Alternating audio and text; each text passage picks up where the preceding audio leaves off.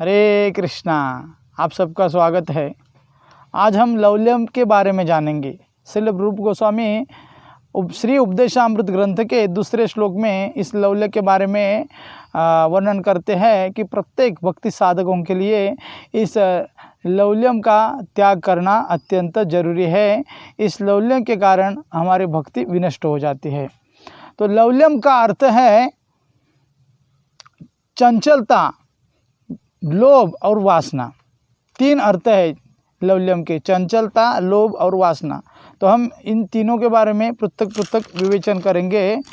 तो चित्त किसे कहा जाता है? चित्त का अर्थ है अपने इंद्रियों के अनुगत मन की वृत्ति को चित्त कहा जाता है।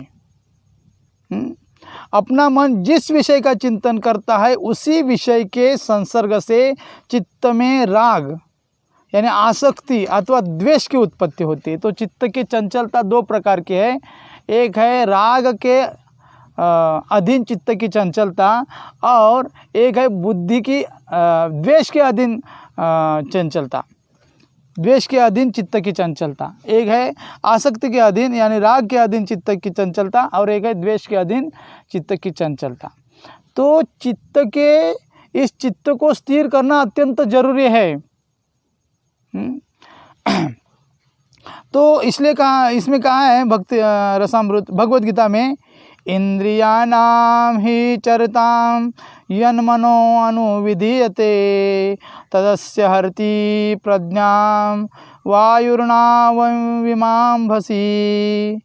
जिस प्रकार पानी में तैरती नाव प्रचंड वायु, पानी में अगर नाव तैरती है, भगवद गीता में वर्णन है, प्रचंड वायु से बह ले जाती है, उसी प्रकार विचरणशील जो इंद्रियां है वह किसी विचरणशील इंद्रियों में से किसी एक इंद्रिय पर मन निरंतर लगा रहा तो मनुष्य की बुद्धि को हर लेता है, ऐसा कहा है भगवद गीता में।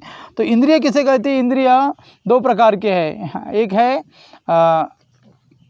ज्ञानेंद्रिय और एक है कर्मेंद्रिय।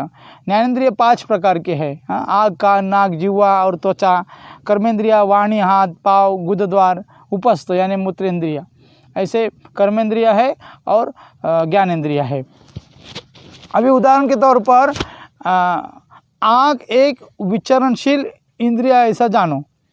आँख से अगर एक कामी पुरुष सुंदर स्त्री को देखता है, अपने आँखों से देखता है, क्योंकि आँखों से ही देखा जाता है, अगर देखता है तो उसका चित्त उस स्त्री का चिंतन करने लगता है, उसके प्रति आसक्ति होती है।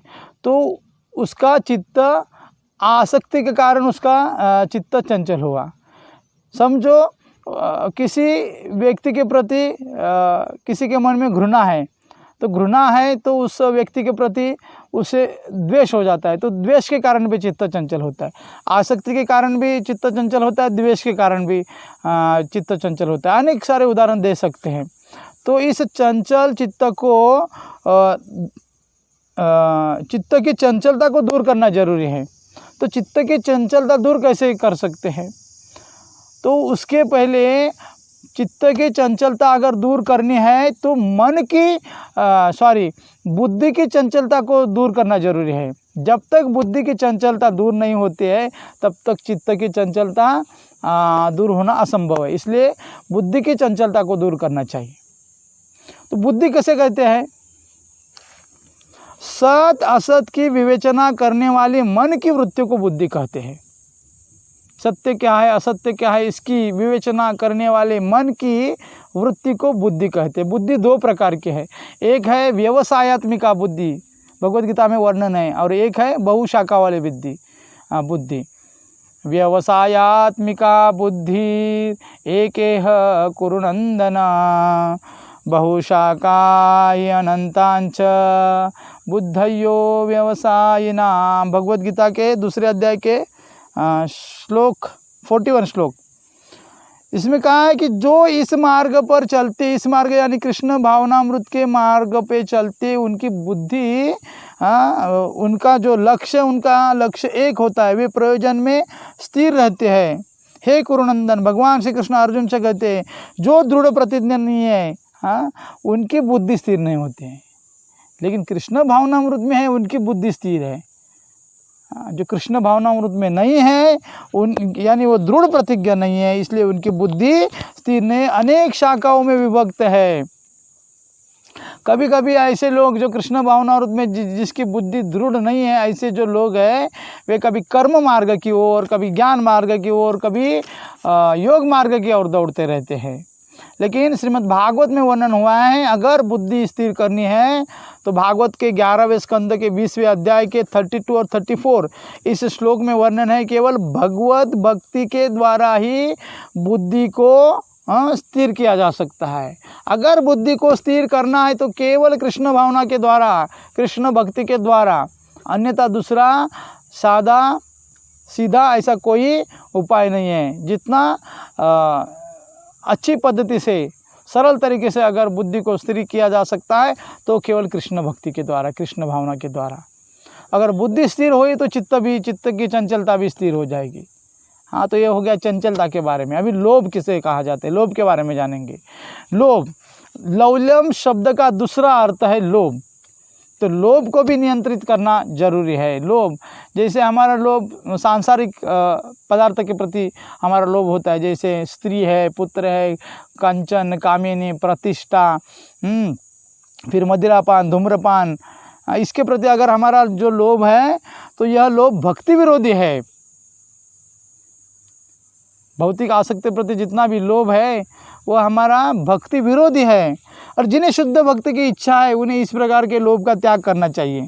हाँ, विषयों के प्रति लगा हुआ लोभ कर्मयोग अथवा ज्ञान मार्ग की क्रियाओं के द्वारा उतना शुद्ध नहीं होता जितना वह कृष्ण सेवा के द्वारा शुद्ध हो जाता है। अगर लोभ को शुद्ध करना है तो कर्म मार्ग के या ज्ञान मार्ग से नहीं होगा, उसे केवल कृष्ण सेवा द्वारा वो शुद्ध हो सकता है। ऐसा वर्णन है, यमाधीर्भियो योगपते, यमाधीर्भिर्योगपते कामलोभहतो मुहुः मुकुंद सेवया। यहाँ कहा है मुकुंद सेवया, मुकुंद सेवया यद्वैत तथा आत्मान शामति।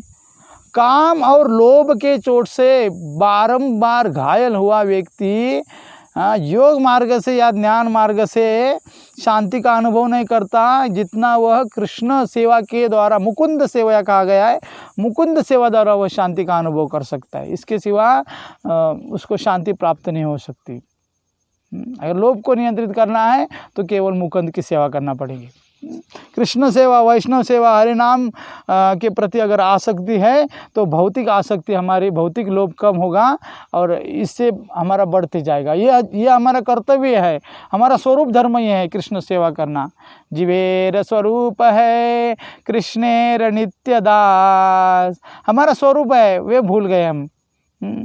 तो लोभ हमारा कृष्ण सेवा के प्रति होना चाहिए, वैष्णव सेवा के प्रति होना चाहिए, भगवान नाम के प्रति होना चाहिए। तो लोभ इसी प्रकार हम भौतिकता से आध्यात्मिकता में परिवर्तित कर सकते, कृष्ण भावना में उसे लाकर। तीसरा है, लौल्य शब्द का तीसरा अर्थ है वासना। वासना दो प्रकार के होते हैं, एक है भोग वासना और एक है मोक्ष की वासना। भोग वासना क्या है? भोग वासना जब तक साधक इन दो प्रकार के वासनाओं का त्याग नहीं करता तब तक उसके हृदय में भक्ति साधन नहीं हो सकता। भक्ति रसामृत सिंधु में भी कहा है, भुक्ति मुक्ति स्पृहा यावत् पिशाची हृदय वर्तते तावत् भक्ति सुखस्यात्र कथम अबुधयो भवेत्। भुक्ति अर्थात भोग वासना, मुक्ति अर्थात मोक्ष की वासना, ये दोनों पिशाचिनियाँ हैं। और श्रील रूप गोस्वामी प्रभुपाद इस भक्ति रसामृत के इस श्लोक में कहते हैं, भुक्ति और मुक्ति ये दोनों पिशाचिनियाँ हैं। जब तक साधक के हृदय में ये दो प्रकार की पिशाचिनियाँ हैं तब तक साधक निस्वार्थ भजन नहीं कर सकता, उसे हृदय में भक्ति का सुख कैसे उत्पन्न हो सकता है। तो इन भुक्ति और मुक्ति का त्याग करना अत्यंत जरूरी है।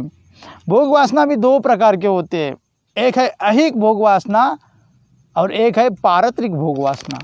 ऐहिक भोग वासना यानी स्त्री, पुत्र, धन, ऐश्वर्य, राज्य, विजय, स्वादिष्ट भोजन, शयन, स्त्री संभोग, मान सम्मान इत्यादि जो विषय वासना है उसे ऐहिक भोग वासना कहते हैं। और पारत्रिक यानी स्वर्गगमन, वहाँ का अमृत पान करना, देवताओं के जैसा सुख प्राप्त होता है उसके प्रति, जैसा वेदों में वर्णित है, हाँ, कर्म कारण मार्ग के समान, तो उसके प्रति हमारा वासना है, वो हमें प्राप्त करना है मृत्यु के बाद में, तो वह भी एक प्रकार की वासना है। ये भी भक्ति में बाधा उत्पन्न होती है, इस वासना के कारण, हाँ, खंडित हो जाते हैं हमारे भक्ति। तो ऐहिक भोग वासना और पारत्रिक भोग वासना, लेकिन इसमें ध्यान देने की बात यह है, अगर ये जो वासना है स्त्री पुत्र स्वादिष्ट भोजन, यह भक्ति के अनुकूल है, हाँ, जिसमें ऐहिक भोग वासना के बारे में कहते हैं, अगर यह भक्ति के अनुकूल है तो गृहस्थ व्यक्ति उसे ग्रहण कर सकता है, लेकिन ये भक्ति के अनुकूल नहीं है तो उसे त्याग करना चाहिए, नहीं तो भक्ति में बाधा उत्पन्न हो सकती है। दूसरी मोक्ष की वासना, 5 प्रकार की मुक्ति है, सामीप्य, सालोक्य, सृष्टि, सायुज्य, सारूप्य, हाँ, तो ये भी हमारे भक्ति का जो फल है ना, गौण फल है ना, ये मुक्ति भक्ति का अत्यंत गौण फल है, लेकिन कृष्ण सेवा प्राप्ति ये भक्ति का मुख्य फल है। तो हमें मुख्य फल चाहिए, गौण फल नहीं चाहिए। ये तो मिलने वाला है, मुख्य फल मिलने के बाद गौण फल तो मिलने वाला ही है, इसलिए गौण फल की इच्छा नहीं करनी चाहिए। जो मुख्य फल है कृष्ण सेवा प्राप्ति, कृष्ण प्रेम प्राप्ति, ये हमारा कर्तव्य है। इसलिए ये जो वासना है, मोक्ष की वासना, भोग की वासना, ये जो भौतिक भोग है, लोभ है, फिर ये चित्त, ये सब, ये जो लौल्य है, इसका हमें त्याग करना पड़ेगा, तब तक प्रगति नहीं हो सकती, एंट्री नहीं मिलेगी भक्ति मार्ग में, जिसको शुद्ध भक्ति करने की जिससे इच्छा है उसके लिए। तो इस प्रकार हमें लौल्य का त्याग करना चाहिए। भक्ति विनोद ठाकुर, ये उनके ग्रंथ में ये सब डिटेल में वर्णन है। तो इस प्रकार हमें लौल्य का त्याग करना चाहिए। कल से हम जानेंगे कि इसके पहले हमने 6 प्रकार के वेगों के बारे में जाना, जो भक्ति में बाधा उत्पन्न करने वाले हैं। 6 प्रकार के दोषों के बारे में हमने जाना। कल से हम 6 प्रकार के गुण जानेंगे, जिससे हमारी भक्ति में प्रगति हो जाती है, वो जानेंगे। हरे कृष्णा।